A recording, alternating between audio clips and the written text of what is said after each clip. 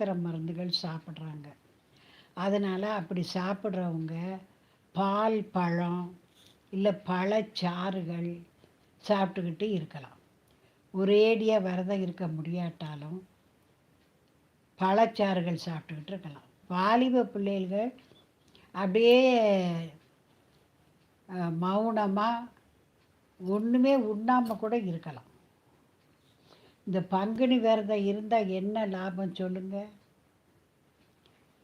திருமண தடை விலகும், நல்லபடியான வாழ்க்கை துணை அமையும், வேலை வாய்ப்புகள் கிடைக்கும், சொத்து முடிக்கணும்னா சொத்து முடிப்பாங்க. எந்த காரியங்கள் உங்களால் முடியலேன்னு இருக்கோ அந்த காரியங்கள் நடக்கும். கோர்ட்டு கேஸு வழக்குகள் இதெல்லாம் தீரும்.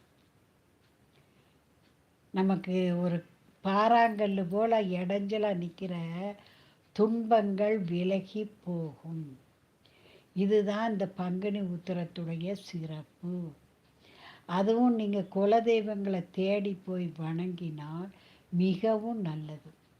ஏன்னா ஜோதிடர்கள் எல்லாருமே என்ன சொல்லுவாங்க, உங்கள் குலதெய்வத்தை போய் வணங்குங்கம்பாங்க. நம்ம ஜாதகத்தை பார்த்ததுமே நீங்கள் குலதெய்வம் வணங்குறீங்களான்னு தான் கேட்பாங்க.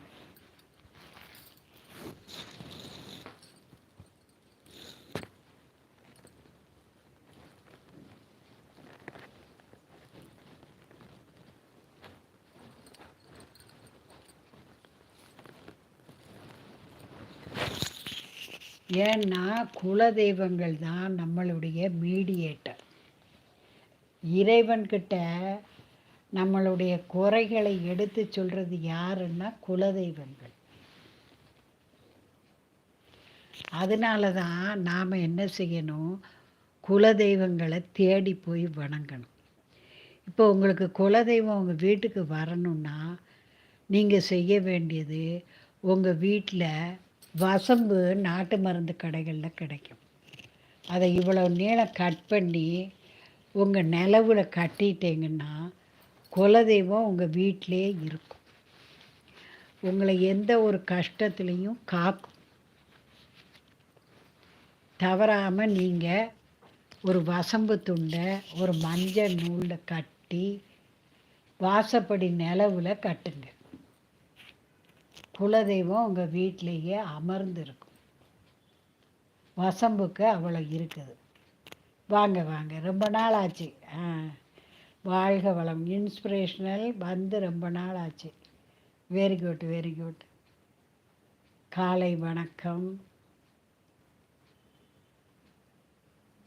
எதை மறந்தாலும் குலதெய்வத்தை மறக்காதீங்க. குலதெய்வத்தின் அருள் இருக்குன்னா காகத்துக்கு நீங்கள் சோறு வைங்க, அது உங்கள் வீட்டையே கொஞ்சம் நேரம் பார்க்கும். அப்படி பார்த்தாலே என்ன அர்த்தம், குலதெய்வம் நம்ம வீட்டில் இருக்குன்னு அர்த்தம். வணக்கம் வணக்கம் பாவனா, வாங்க வாங்க.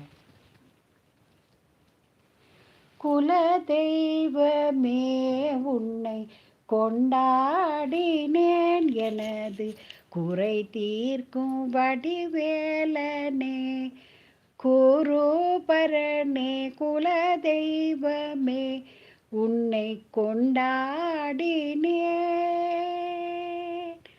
அழகான தென்பழனி மலை மீது விளையாடும் அலங்காரனே, வெந்நீர் அபிஷேகனே. குலதெய்வமே உன்னை கொண்டாடினேன், பழுத்த உன்னிலை கண்டு பரமருண் பணி கண்டு பார்த்து பார்த்து மகிழ்ந்து பழம் நீ என்றார் பறிந்து கடல் காட்டி அண்ணாளோ.